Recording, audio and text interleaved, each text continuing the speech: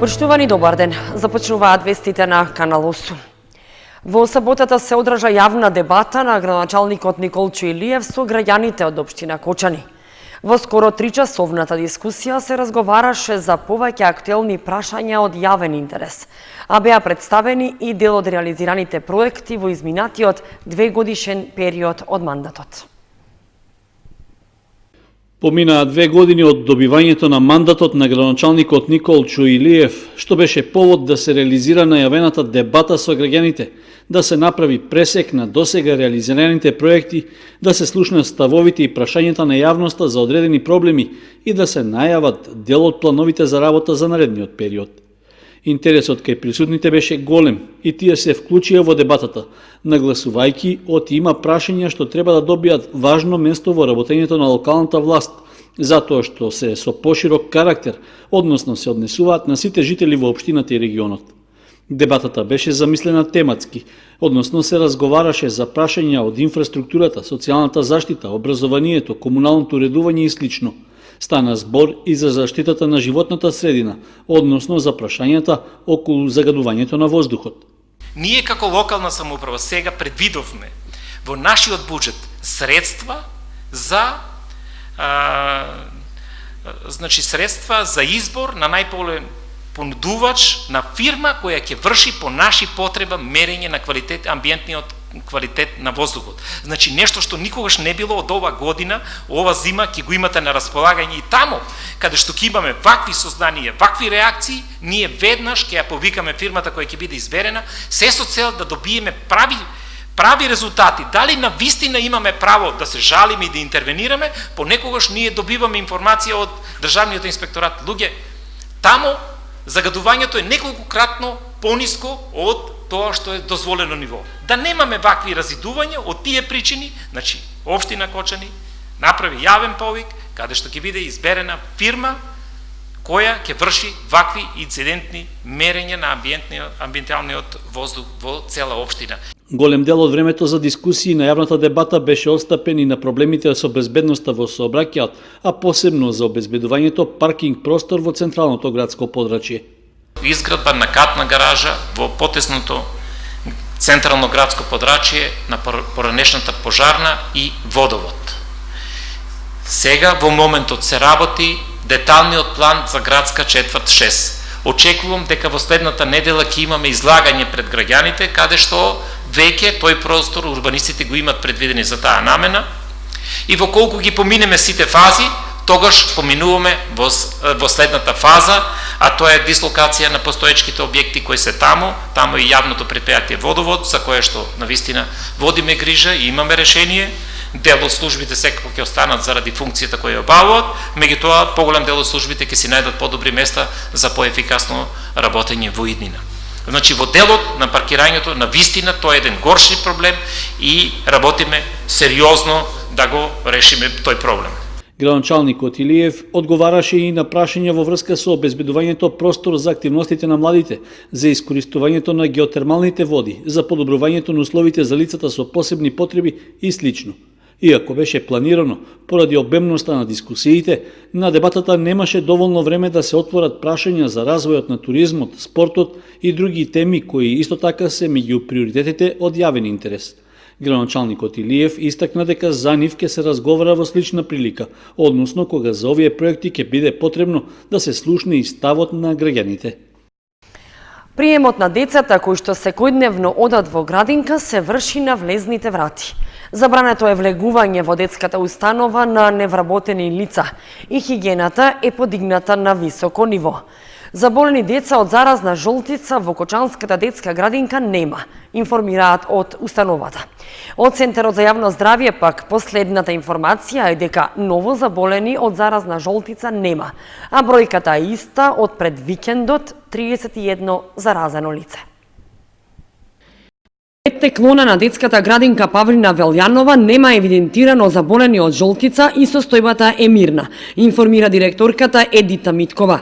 Се преземаат сите потребни мерки за заштита на децата од заразната болест. Се прават потребните дезинфекции и редовно се проветруваат просториите, така што засега нема регистрирано заболени деца од жолтица.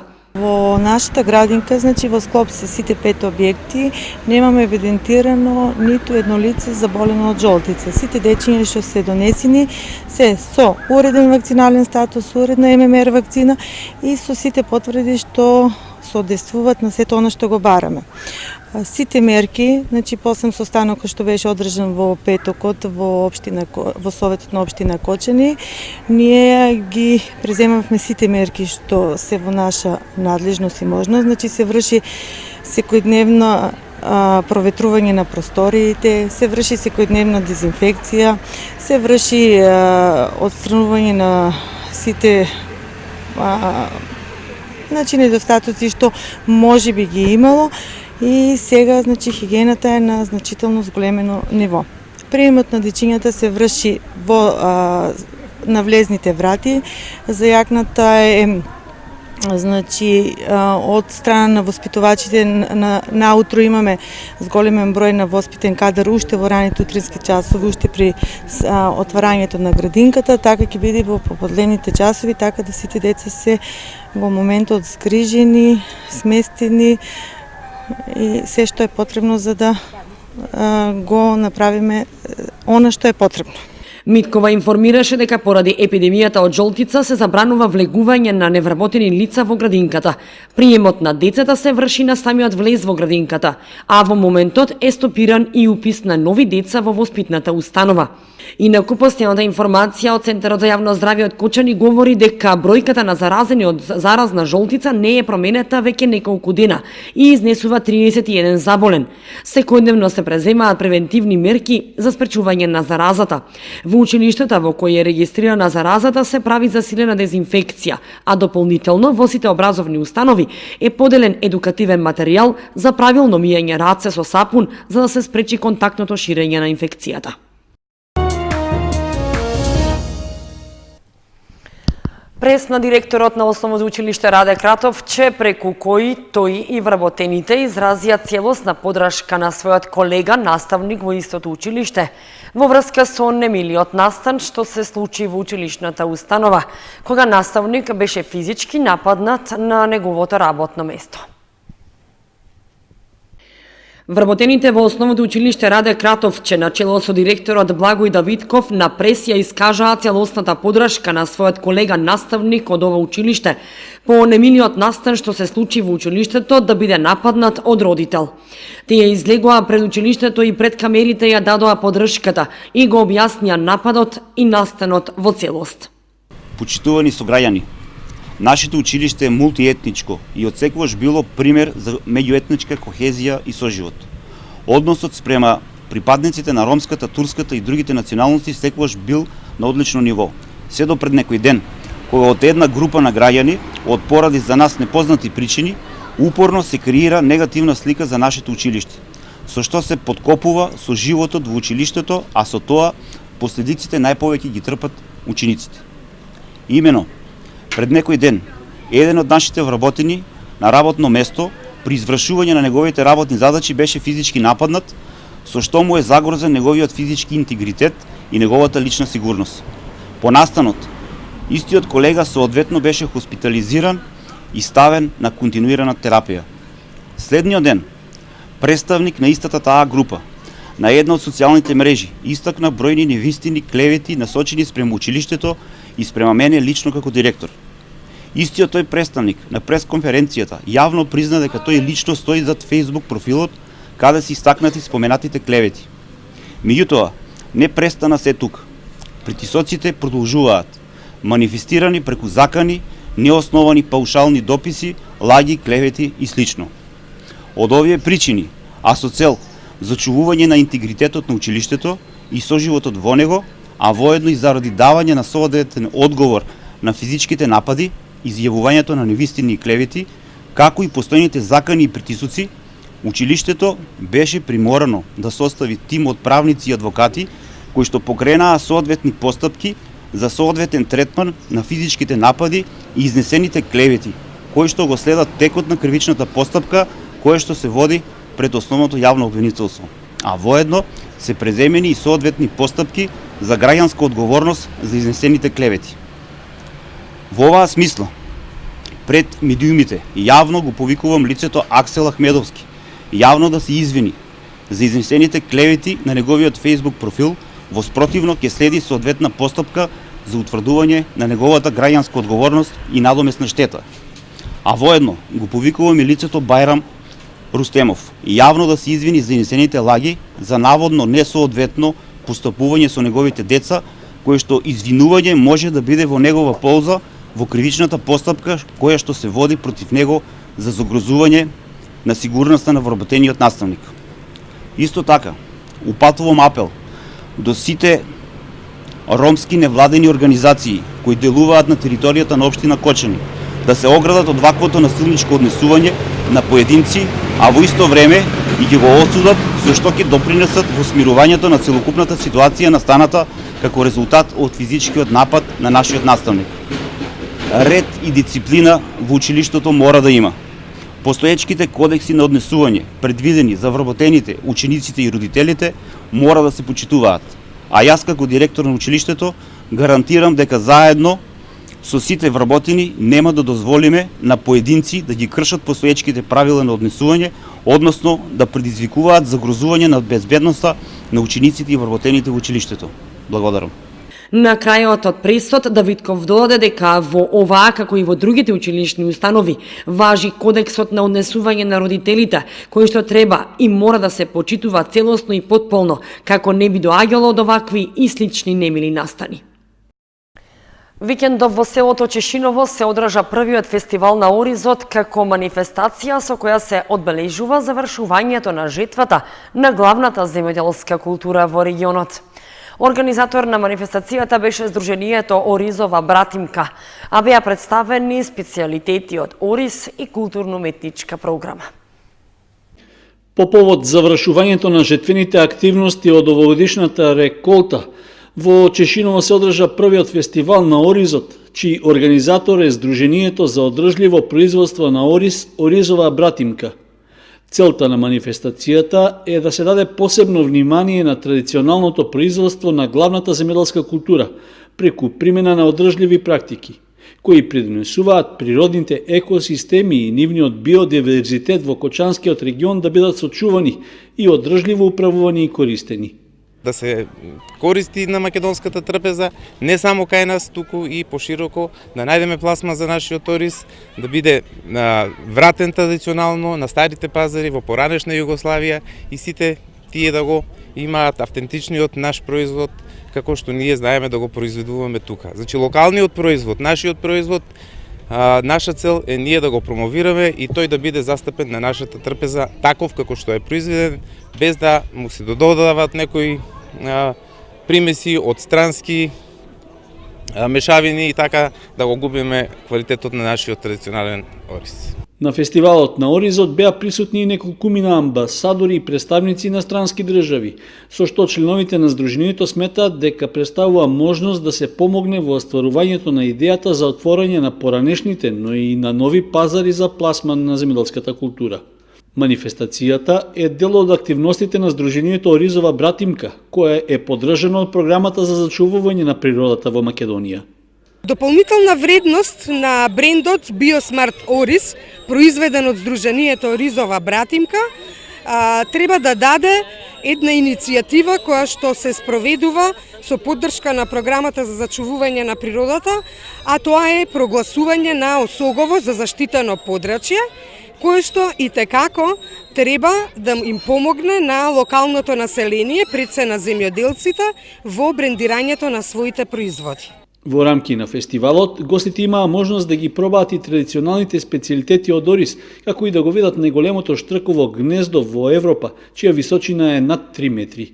За посетителите на манифестацијата беше приредена и културно-забавна програма, на која настапија фолклорни ансамбли од Кочани и регионот.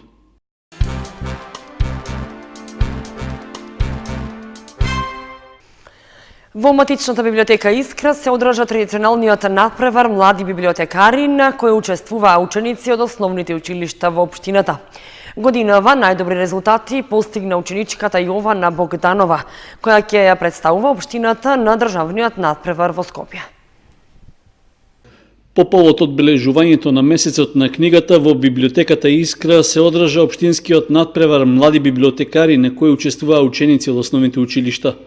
Годинава надпреварот е по 20 пат, а според оценките на жири комисијата сите учесници покажале солидни познавања од библиотекарската дејност. Оваа година, впрочем, не е јубилејна, значи 20 години поред се одржува општинскиот надпревар млади библиотекари. Учесници имаме 13 од сите основни училишта во нашата општина. Победникот на општинскиот надпревар ќе има право да учествува на републичкиот надпревар кој ќе се одржи на 15 ноември во градската библиотека Браќа Миладиновци во Скопје. Прво наградените ученици добиваат дипломи и награда од книги по повод јубилеот и плюс мала награда. Освен млади библиотекари, значи почнуваме со одбележувањето на месецот на книгата. По завршувањето на овој надпревар веќе почнуваме со подготовките за сајмот на книгата кој започнува наредната недела од 4 ноември и ќе трае до 9 ноември.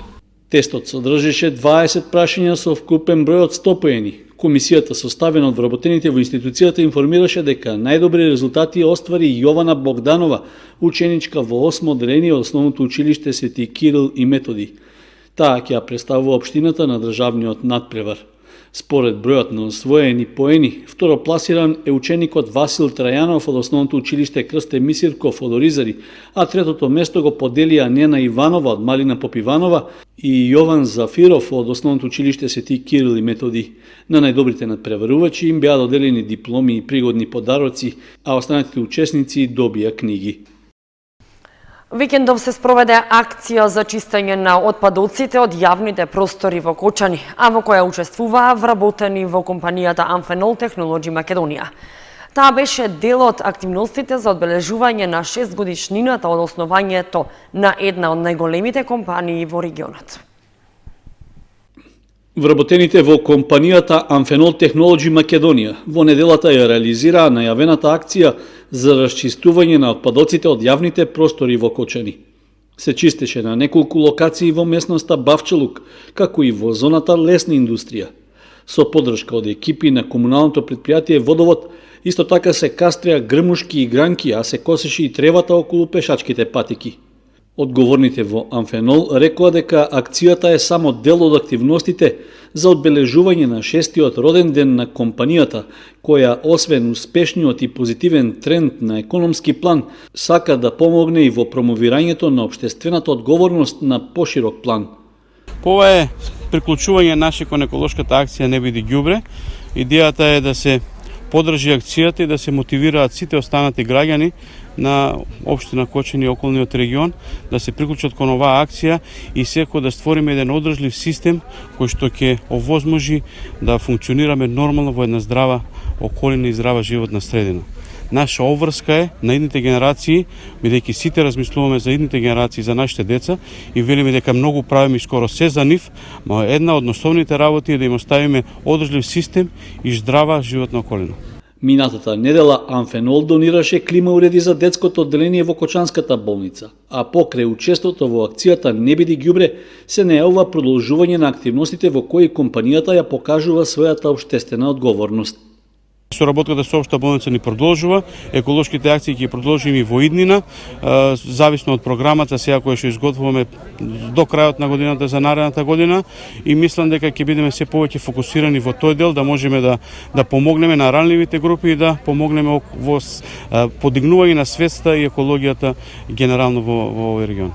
Покрај собирањето на отпадоците и средувањето во локалитетот Бавчелук, вработените во Amphenol чистеја и покрај патниот правец кон Браната градче. При тоа ги повикаа граѓаните да ја чуваат животната околина и да придонесат за поздраво живење. Со пригодна свеченост, музика и дружење, компанијата Моневи одбележа 15 години постоење. Со работа започна скромно во 2004 година и за сите овие години прерасна во фирма која стана пример за успешно работење и најголема дистрибутерска компанија во источниот дел од државата. Викендов компанија Моневи го прослави својот 15-ти роден ден. Компанијата со работа почнува 2004 година со само 4 вработени. За краток период прераснува во фирма која станува пример за успешно работење и прогресивност. За 15 години има близу 90 вработени. Во однос на работењето, започна со мала дистрибуција на производи. За сега да има 6 маркети и е најголема дистрибутерска компанија во источниот дел на државата на месо, сувомесни и млечни производи, со 1200 тони годишна продажба на споменатите производи. Компанија Моневи успешно соработува со голем број фирми и компании ширум републиката, меѓу кои Екстрамейн и Јока, со кои остварува долгогодишна соработка. Месмон маркетите се препознатливи и по големиот и квалитетен асортиман на производи, пристапни цени за секој потрошувач, неделни акции, но и нова програма на готвени јадења. Основач на компанијата е Зоран Монев, кој со својата амбициозност, труд и посветеност во работата, заедно со своите вработени го постигна сето тоа за кое се зборуваше на обележувањето на 15-тиот роден ден, а на кој во ресторанот Аква присуствуваа голем број гости и соработници на Монев и на компанијата. Присудите ги поздрави основачот и собственик Монев, кој изрази голема благодарност за поддршката од своите соработници. Сон за секој човек што работи бизнис е овој момент. Момент во кој ќе го прослави своето бидување. Своето долгогодишно работење со пријателите и бизнис партнерите. Му благодарам на Бога што ми го дозволи овој момент. Му благодарам што ми даде многу повеќе отколку јас што очекував. Му благодарам што ми даде една прекрасна жена, столб на фирмата и столб на мојата фамилија. Му благодарам што ме спои со Екстрамейн, со еден голем, чесен човек, Благоја Бајдовски, без кого и јас не може да бидам ова што сум сега. Ви благодарам и вам, бизнис партнери, за трпението, разбирањето и поддршката што ни ја дававте сите овие години. Ви благодарам што ни удостоивте со вашето присуство и се надевам дека уште долги години ќе се дружиме и ќе соработуваме. На почетокот од прославата на роден денот за музичкиот дел беа задолжени Димитар и Тамара, кои изведуваа инструментална музика, а по официјалниот дел во пријатниот амбиент на ресторанот Аква, гостите ги забавуваше Унико бенд од Виница. Зоран Монев на крајот од својот говор истакна дека компанија Моневи не застанува тука со своето проширување и работење. Уште многу ќе биде на услуга на граѓаните на Кочани и на општините од источниот дел од државата.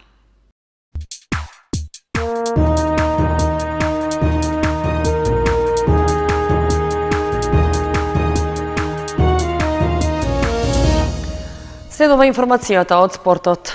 Подигнување на квалитетот на џудо спортот во Македонија беше темата на конститутивната седница, што по повод 28 октомври, светскиот ден на џудото, се одржа во Прилеп. На истата присуствуваа и представници од Кочанскиот џудо клуб Гладиатор. Во техничка организација на Џудо Федерацијата на Македонија и со поддршка на џудо клубот Сейшен од Прилеп се одржа конститутивна седница на Федерацијата на која присуствуваа и представници од Кочанскиот џудо клуб Гладиатор. Со засадување дрвца и со други активности пак беше одбележан светскиот ден на џудото 28 октомври. Се одржа првата конститутивна седница во нашата федерација, каде што беше избран и конституиран извршниот одбор на федерацијата.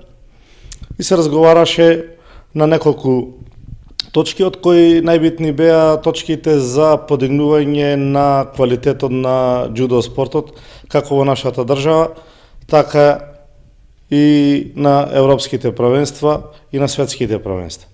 Покрај другото и по завршување на конститутивната седница, бидејќи денеска е светскиот ден на џудото, со манифестација Засади дрво и мотото од Светската џудо федерација Засади дрво. Сите клубови кои што беа присутни, представниците од клубовите, бевме на местноста викана Селце, каде што секој даде свој придонес од нашата федерација со засадување на свое дрво.